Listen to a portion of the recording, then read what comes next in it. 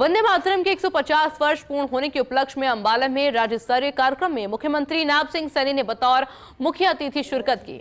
नायब सिंह सैनी ने प्रदेशवासियों को वंदे मातरम गीत के 150 वर्ष पूरे होने पर हार्दिक बधाई देते हुए उपस्थित जन समूह को स्वदेशी संकल्प दिलाया। मुख्यमंत्री ने सूचना जनसंपर्क एवं भाषा विभाग द्वारा वंदे मातरम की गौरव गाथा को प्रदर्शित करने वाली लगाई गई प्रदर्शनी का अवलोकन भी किया।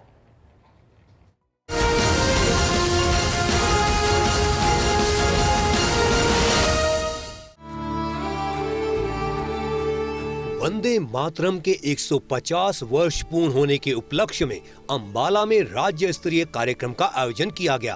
कार्यक्रम में मुख्यमंत्री ने मां अंबा की पावन धरती अंबाला में वंदे मातरम के 150 वर्ष पूर्ण होने के उपलक्ष्य में आयोजित राज्य स्तरीय समारोह में उपस्थित जनसमूह को संबोधित करते हुए कहा, वंदे मातरम केवल एक गीत नहीं बल्कि यह भारत की आत्मा, धड़कन और पहचान है।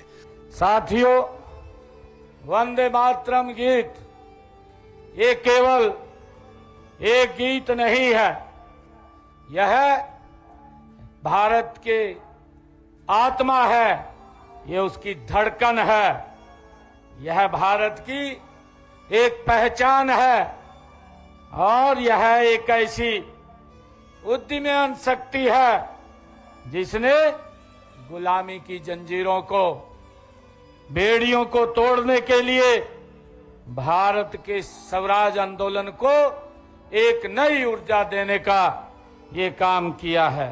मुख्यमंत्री ने कहा, वंदे मातरम गीत हमारी नदियों की कलकल, खेतों की हरियाली और धरती के गौरव की गूंज है।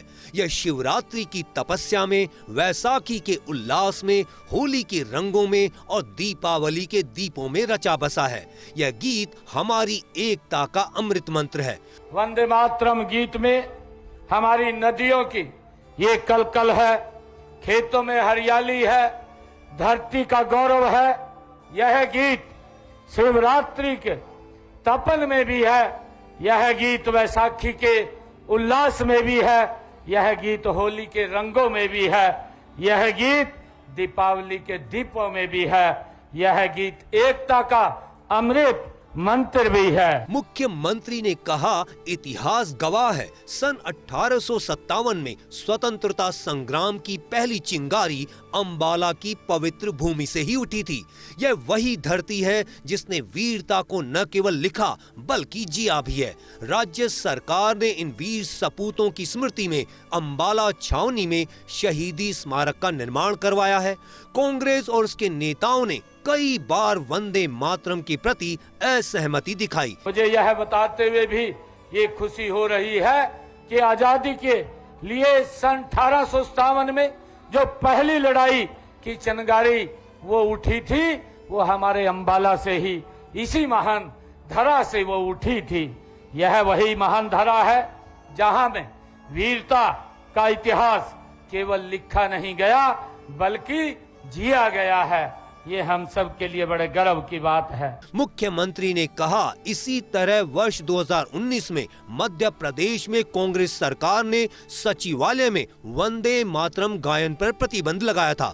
उन्होंने कहा कि वंदे मातरम कोई विवाद नहीं बल्कि यह मां भारती का प्रसाद है। वंदे मातरम ने भारत के सोए स्वाभिमान को जगाया और आजादी के आंदोलन को जन आंदोलन में बदल दिया। साथियों, वर्ष 2019 के में हम सब जानते हैं कि मध्य प्रदेश में भी कांग्रेस की सरकार ने सचिवालय में वंदे मातरम गाने पर ये प्रतिबंध लगा दिया था। परंतु इन लोगों को समझना होगा कि वंदे मातरम कोई विवाद नहीं है, ये मां भारती का वो प्रसाद है जहां हम तुष्टीकरण नहीं, राष्ट्रभक्ति के पथ पर अटल रहने वाले ये गीत है। वंदे मातरम ही हमारी पहचान है। मुख्यमंत्री ने कहा, स्वतंत्रता के बाद भारत के प्रथम राष्ट्रपति डॉक्टर राजेंद्र प्रसाद ने वर्ष 1950 में वंदे मातरम को राष्ट्रगीत का दर्जा प्रदान किया। उन्होंने कहा, किसी भी राष्ट्र की प्रगति इस बात पर निर्भर करती है कि उसके नागरिक अपनी मातृभूमि से कितना प्रेम करते हैं।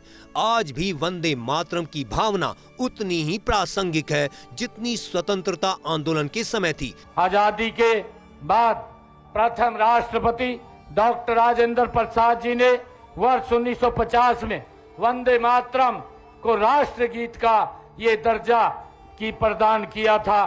किसी भी देश की उन्नति इस बात पर ज्यादा निर्भर करती है कि वहां के लोग अपनी मातृभूमि से कितना प्यार करते हैं। राज्य स्तरीय कार्यक्रम के दौरान नई दिल्ली में मुख्य उद्घाटन समारोह का सीधा प्रसारण भी दिखाया गया।